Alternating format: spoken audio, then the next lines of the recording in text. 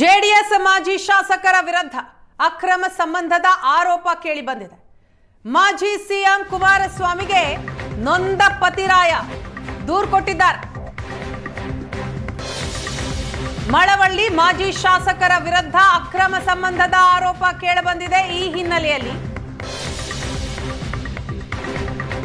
ಮಾಜಿ ಸಿಎಂ ಕೇಂದ್ರದ ಸಚಿವ ಕುಮಾರಸ್ವಾಮಿ ಅವರಿಗೆ ನೊಂದ ಪತಿರಾಯ ದೂರನ್ನ ಕೊಟ್ಟಿದ್ದಾರೆ. ಮಂಡ್ಯದಲ್ಲಿ ದಿಶಾ ಸಭೆಯ ವೇಳೆ ಎಚ್ಡಿಕೆಗೆ ದೂರು ಕೊಟ್ಟಿದ್ದಾರೆ. ನೊಂದಂತಹ ಗಂಡ ತನ್ನ ಪತ್ನಿಯ ಜೊತೆ ಮಾಜಿ ಶಾಸಕ ಅನ್ನದಾನಿ ಅಕ್ರಮ ಸಂಬಂಧ ಹೊಂದಿದ್ದಾರೆ ಅಂತ ಆರೋಪ ಮಾಡಿದ್ದಾರೆ. ಜೆಡಿಎಸ್ ಮಾಜಿ ಶಾಸಕನ ಅಕ್ರಮ ಸಂಬಂಧದ ಬಗ್ಗೆ ಕಂಪ್ಲೇಂಟ್ ಆಗಿದೆ. ಅದು ಪೊಲೀಸ್ ಸ್ಟೇಷನ್ ಅಲ್ಲ, ಬದಲಾಗಿ ಮಾಜಿ ಸಿಎಂ ಎಚ್.ಡಿ. ಕುಮಾರಸ್ವಾಮಿ ಅವರ ಎದುರು ಅವರಿಗೇನೆ ಕೊಟ್ಟಿದ್ದಾರೆ ನೊಂದಂತಹ ಗಂಡ.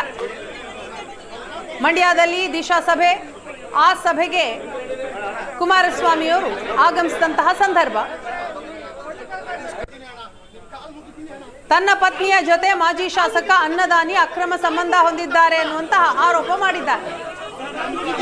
ನನ್ನ ವೈಯಕ್ತಿಕ ಬದುಕಿನ ಜೊತೆ ಆಟ ಆಡ್ತಾ ಇದ್ದಾರೆ ಅಣ್ಣ. ಮತ್ತು ಹಲವಾರು ಬಾರಿ ಸತಿ ಹೇಳ್ಕೊಂಡ್ರು ಆಕೆ ಜೊತೆ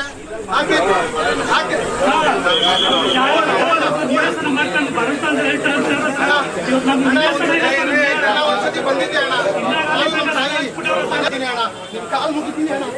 ಕಾಲ್ ಮುಗಿದ್ರಲ್ಲಿ ತಪ್ಪಿಲ್ಲ, ಕಾಲ್ ಮುಗಿದ್ರಲ್ಲಿ ತಪ್ಪಿಲ್ಲ, ಕಾಲ್ ಮುಗಿದ್ರಲ್ಲಿ ತಪ್ಪಿಲ್ಲ. ನನ್ನ ವೈಯಕ್ತಿಕ ಬದುಕಿನ ಜೊತೆ ಆಟ ಆಡ್ತಾ ಇದ್ದಾರೆ ಅಣ್ಣ. ಮತ್ತು ಹಲವಾರು ಬಾರಿ ಸತಿ ಹೇಳ್ಕೊಂಡ್ರು ಆಕೆ ಜೊತೆ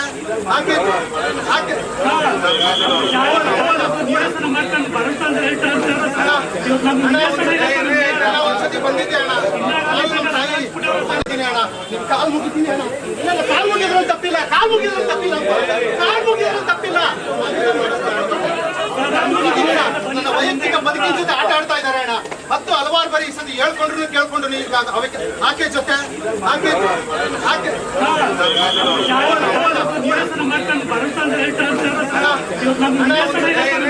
ಒಂದ್ಸತಿ ಬಂದಿದ್ದೆ ಅಣ್ಣ.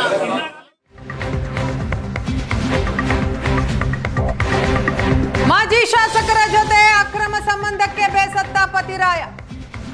ಮಳವಳ್ಳಿಯ ಪ್ರಸನ್ನ ಎಂಬಾತನಿಂದ ದಾಖಲೆ ಸಮೇತ ದೂರು. ಕುಮಾರಸ್ವಾಮಿ ಅವರಿಗೆ ದೂರು ಕೊಟ್ಟಿದ್ದಾರೆ. ನೊಂದಂತಹ ಪತಿ ತಮ್ಮ ಅಳಲನ್ನ ತೋಡ್ಕೊಂಡಿದ್ದಾರೆ. ನನಗೆ ಡಿವೋರ್ಸ್ ಕೊಟ್ರೆ ಸಾಕು, ಅವರ ತಂಟೆಗೆ ಹೋಗಲ್ಲ, 30 ಲಕ್ಷ ಕೊಟ್ರೆ ಡಿವೋರ್ಸ್ ಕೊಡ್ತೀನಿ ಅಂತ ನನ್ನ ಹೆಂಡತಿ ಹೇಳ್ತಾಳೆ. ಮೈಸೂರಿನಲ್ಲಿ 1.5 ಕೋಟಿ ಅಪಾರ್ಟ್ಮೆಂಟ್ ಕೊಡಿಸಿದ್ದಾರೆ.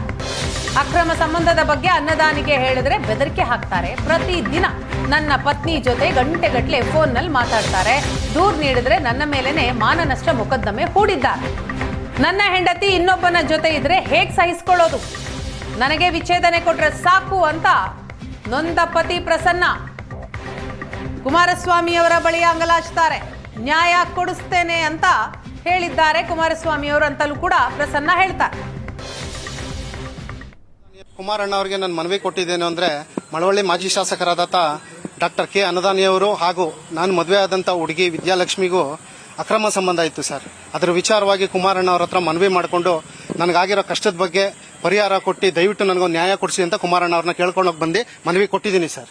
10 ವರ್ಷದಿಂದ ಆಕೆ ಜೊತೆ ಅಕ್ರಮ ಸಂಬಂಧ ಇತ್ತು ಸರ್. ನಾನು ಹಲವಾರು ಸತಿ ಬೇಡ್ಕೊಂಡು ಕೇಳ್ಕೊಂಡು ಕೈ ಮುಕ್ಕೊಂಡ್ರು ನನಗೂ ಇದುವರೆಗೂ ನನಗೆ ಡೈವರ್ಸ್ ಕೊಟ್ಟಿಲ್ಲ ಸರ್. ನಾನು ಎಕ್ಸ್ಪೆಕ್ಟ್ ಮಾಡಿದ್ದು ಒಂದು ಡೈವರ್ಸು, ಕಾನೂನು ರೀತಿಯಿಂದ ಡೈವರ್ಸು, ಒಂದು ಮಗು ನೋಡೋದಿಕ್ಕೆ ನನಗೆ ಪರ್ಮಿಷನ್ ಕಾನೂನು ರೀತಿಯಿಂದ ನಾನು ಕೇಳದೆ ವಿನಃ ಬೇರೆ ಯಾವುದೇ ರೀತಿಯಾದಂತ ಇಲ್ಲ ಸರ್. ಹೇಳಿ ಸರ್, ಇದು ಅಕ್ರಮನ? ಇದು ಮಾಡ್ತಾರೆ ಒಬ್ಬ ಜನಪ್ರತಿನಿಧಿ ಮಾಡ್ತಾರೋ ದೌರ್ಜನ್ಯ ಅಲ್ವಾ ಇದು? ಇದ್ರ ವಿಚಾರವಾಗಿ ನಾವು ಕುಮಾರಣ್ಣ ಅವರು ಕೊಡಕ್ ಬಂದ್ವಿ ಸರ್ ಮನವಿನ. ಕುಮಾರಣ್ಣ ಅವರು ಕೊಟ್ಟಿದೀವಿ. ಕುಮಾರಣ್ಣ ನಾನು ಮಾತಾಡ್ತೀನಿ, ಇಲ್ಲೇ ಇರೋ ಅಂತ ಹೇಳಿದಾರೆ, ವೆಯ್ಟ್ ಮಾಡ್ತಾ ಇದ್ದೀನಿ. ಸಾಕ್ಷಿಗಳಿದೆ ಸರ್, ಕೆಲವು ಸಾಕ್ಷಿಗಳಿದೆ ಸರ್, ಬಟ್ ಅದನ್ನ ಪಬ್ಲಿಕ್ ಅಲ್ಲಿ ಡಿಸ್ಕ್ಲೋಸ್ ಮಾಡಕ್ಕಾಗಲ್ಲ ಸರ್. ಇಲ್ಲಿ ಈ ಕಂಪಾರ್ಟ್ಮೆಂಟ್ ಅಲ್ಲಿ ಮಾಡಕ್ಕಾಗಲ್ಲ ಸರ್. ಸಾಕ್ಷಿ ಇದೆ ಸರ್, ಪ್ರಶ್ನೆ ಮಾಡುವಂತ ಸಾಕ್ಷಿ ನನ್ನ ಹತ್ರ ಇದೆ ಸರ್. ಸಾಕ್ಷಿ ಇದ್ದೇನೆ ನಾನು ಆಚೆ ಬಂದಿದ್ದೀನಿ ಸರ್. ಈ ಕೇಳಬಹುದು, ಹಲವಾರು ಜನ ಕೇಳಬಹುದು, ಇಷ್ಟು ದಿವಸ ಎಲ್ಲೋಗಿದ್ದಪ್ಪ ಅಂತ. ಅದಕ್ಕೆ ನಾನು ಉತ್ತರ ಏನು ಅಂತಂದೆ, ಒಬ್ಬ MLA ಅವ್ರ ಜೊತೆ ನಾವು ಆಡ್ಬೇಕು ಅಂದ್ರೆ ಒಬ್ಬ ಕಾಮನ್ ಮ್ಯಾನ್ ನನ್ನಂತ ವ್ಯಕ್ತಿ, ಇಟ್ ವಿಲ್ ಟೇಕ್ ಟೈಮ್. ಹೌದು, ಯಾಕಂದ್ರೆ ಸಾಕ್ಷಿಗಳು ಕೇಳ್ತಾರಲ್ಲ, ಆ ಸಾಕ್ಷಿಗಳನ್ನ ಸಂಪಾದನೆ ಮಾಡಕ್ಕೆ, ಆ ಸಾಕ್ಷಿ ನಾನು ತಗೊಳ್ಳೋದಕ್ಕೆ ಕೆಲವೊಂದು ಸಮಯ ಬೇಕಾಯ್ತು. ಸಾಕ್ಷಿ ನಾನು ಒದಗಿಸ್ತೀನಿ. ಈಗ ನಾನು ಅದನ್ನ ವಿಚಾರನ ಮಾತಾಡಿದಕ್ಕೆ ಮಳವಳ್ಳಿಯಲ್ಲಿ ನನ್ನ ಯೂಟ್ಯೂಬ್ ಚಾನಲ್ ಅಲ್ಲಿ ಮಾತಾಡಿದಕ್ಕೆ ನನ್ನ ಮೇಲೆ ಡಿಫಾರ್ಮೇಷನ್ ಕೇಸ್ ಹಾಕಿದ್ದಾರೆ, 2 ಕ್ರಿಮಿನಲ್ ಕೇಸ್ ಹಾಕಿದ್ದಾರೆ ಅಂದಾನಿ ಅವರು. ಹಲಗೂರಲ್ಲೊಂದು, ಬೆಳಕೋಡಿಯಲ್ಲೊಂದು, ಬೆಂಗಳೂರಲ್ಲಿ ಡಿಫಾರ್ಮೇಷನ್ ಕೇಸ್ ಹಾಕಿದ್ದಾರೆ. ಡಿಫಾರ್ಮೇಷನ್ ಕೇಸ್ ಹಾಕ್ಬಿಟ್ಟು, ಡಿಫಾರ್ಮೇಷನ್ ಅಂದ್ರೆ ಏನ್ ಸರ್? ಮಾನ ನಷ್ಟ ಮೊಕದ್ದಮೆ. ನಮ್ಮ ಹೆಂಡತಿ ಜೊತೆ ಫೋನಲ್ಲಿ ಮಾತಾಡ್ಬೋದಾ?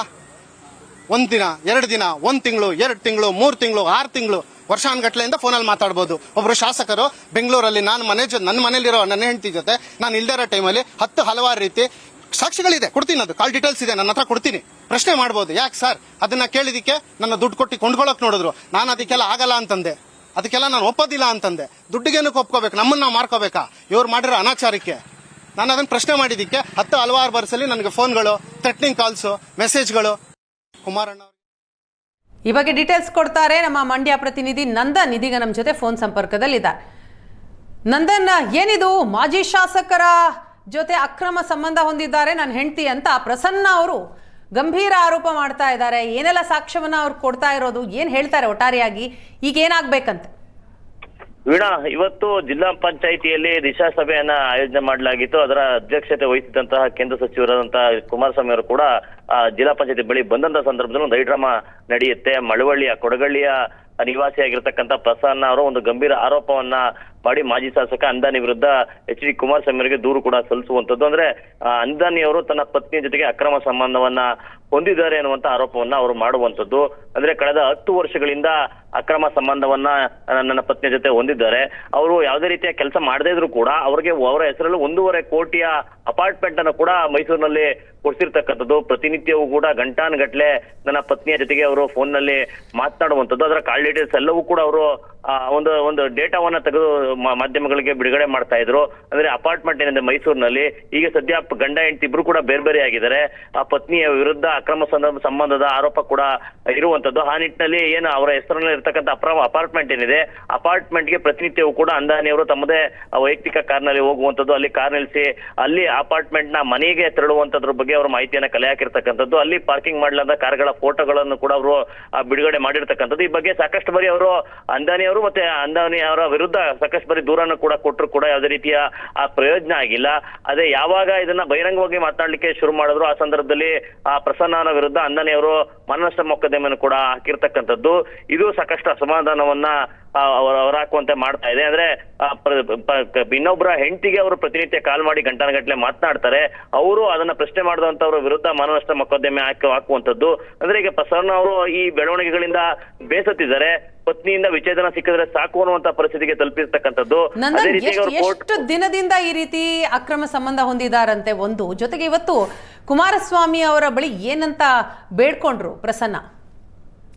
ವೀಣಾ, ಅವರು ಈಗ ಈ ಅಕ್ರಮ ಸಂಬಂಧದಿಂದ ಅವರು ಬೇಸತ್ತಿರ್ತಕ್ಕಂಥದ್ದು ನಿಜ. ಯಾಕಂದ್ರೆ ಕಳೆದ 12 ವರ್ಷಗಳ ಹಿಂದೆ ಅವರಿಬ್ಬರ ಮದುವೆ ಆಗುತ್ತೆ, ಒಂದು ಮಗು ಕೂಡ ಇದೆ. ಆದ್ರೆ 10 ವರ್ಷದಿಂದ ಅನ್ನದಾರಿಯವರ ಜೊತೆಗೆ ತನ್ನ ಹೆಂಡತಿ ಅಕ್ರಮ ಸಂಬಂಧ ಇತ್ತು ಅನ್ನುವಂತ ಆರೋಪವನ್ನು ಕೂಡ ಮಾಡ್ತಾ ಇರ್ತಕ್ಕಂಥದ್ದು. ಸಾಕಷ್ಟು ಬಾರಿ ದೂರು ಕೊಟ್ಟು ಕೇಳ್ಕೊಂಡ್ರು ಬೇಡ್ಕೊಂಡ್ರು ಕೂಡ ಯಾವುದೇ ರೀತಿಯ ಪ್ರಯೋಜನ ಆಗಿಲ್ಲ. ಆ ಕಾರಣಕ್ಕಾಗಿ ಅವರು ವಿಚ್ಛೇದನವನ್ನ ಕೊಟ್ಬಿಟ್ರೆ ಸಾಕು, ಅವರು ಖುಷಿಯಾಗಿರ್ಲಿ, ನನಗೆ ವಿಚ್ಛೇದನ ಸಿಕ್ಕಿದ್ರೆ ಸಾಕು ಅನ್ನುವಂತ ಮನವಿಯನ್ನ ಮಾಡ್ಕೊಂಡಿದ್ರು. ಆ ವಿಚ್ಛೇದನ ಕೊಡಬೇಕು ಅಂತ ಹೇಳಿದ್ರೆ 30 ಲಕ್ಷಕ್ಕೆ ಹಣಕ್ಕೆ ಡಿಮ್ಯಾಂಡ್ ಇಟ್ಟಿದ್ರು ಅನ್ನುವಂಥದ್ದು ಕೂಡ ಆರೋಪ ಇದೆ. ಇದರಿಂದ ಸಾಕಷ್ಟು ಬೇಸತ್ತಿದ್ದಾರೆ. ಆ ಕಾರಣಕ್ಕಾಗಿ ಇವತ್ತು ಕುಮಾರಸ್ವಾಮಿ ಅವರ ಮುಂದೆ ಬಂದಿದ್ರು, ಮನವಿಯನ್ನ ಕೂಡ ಇಟ್ಟಿದ್ರು. ಅಂದ್ರೆ ಈಗ ಅಧಿಕಾರ ಇರುವಂತವರ ವಿರುದ್ಧ ಹೋರಾಡ್ಲಿಕ್ಕೆ ಆಗೋದಿಲ್ಲ, ಅಲ್ಲಿ ನ್ಯಾಯವೂ ಕೂಡ ಸಿಗೋದಿಲ್ಲ.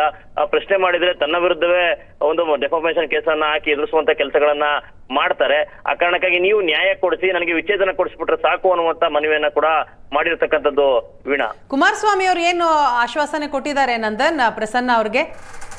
ವೀಣಾ, ಸಂಪೂರ್ಣವಾಗಿ ಪ್ರಕರಣದ ಮಾಹಿತಿಯನ್ನ ಕುಮಾರಸ್ವಾಮಿ ಪಡ್ಕೊಂಡಿದ್ದಾರೆ. ಇದ್ರ ಬಗ್ಗೆ ಮಾತನಾಡ್ತೀನಿ, ನ್ಯಾಯ ಕೊಡಿಸುವಂತ ಕೆಲಸವನ್ನ ಮಾಡ್ತೀನಿ ಅನ್ನುವಂತ ಭರವಸೆಯನ್ನು ಕೂಡ ಕೊಟ್ಟಿರ್ತಕ್ಕಂಥದ್ದು. ಅಂದ್ರೆ ಎಲ್ಲೂ ನ್ಯಾಯ ಸಿಗದೇ ಇರದಂತ ಸಂದರ್ಭದಲ್ಲಿ ಅನಿವಾರ್ಯವಾಗಿ ಆ ಪಕ್ಷದ ವರಿಷ್ಠರಿದ್ದಾರೆ, ಅಂದ್ರೆ ಜೆಡಿಎಸ್ ನ ಮಾಜಿ ಶಾಸಕ ಅನ್ನದಾನಿ ವಿರುದ್ಧ ಒಂದು ಗಂಭೀರ ಆರೋಪ ಕೇಳಿ ಬಂದಿದೆ. ಅಂದ್ರೆ ಎಲ್ಲೂ ಕೂಡ ಅವ್ರಿಗೆ ನ್ಯಾಯ ಸಿಗ್ತಾ ಇಲ್ಲ.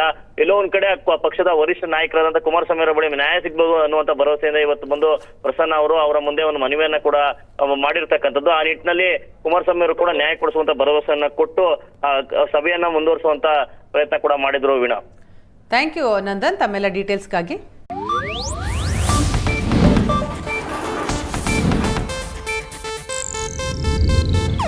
ಇದು ಏಷ್ಯಾನೆಟ್ ನ್ಯೂಸ್ ನೆಟ್ವರ್ಕ್ ಪ್ರಸ್ತುತಿ.